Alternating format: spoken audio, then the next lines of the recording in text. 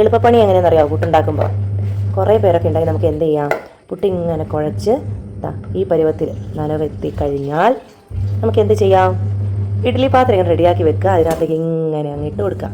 ഒറ്റ കൈ മതി. എളിയിലൊരു കൊച്ചുണ്ടെങ്കിലും നമുക്ക് പുട്ടുണ്ടാക്കി എല്ലാവർക്കും കൊടുക്കാം അല്ലേ? വണ്ടി വെച്ച തേങ്ങയില്ലേ, അത് ഇങ്ങനെ എല്ലായിടത്തേക്കും അല്ലേ ഇതാ കുഞ്ഞു ഇങ്ങനെ അങ്ങ് മൂടി അങ്ങ് വെക്കുക. എന്നിട്ട് അങ്ങ് ഓൺ ചെയ്ത് കഴിഞ്ഞാൽ 10 മിനിറ്റ് കഴിഞ്ഞാൽ സംഭവം റെഡി.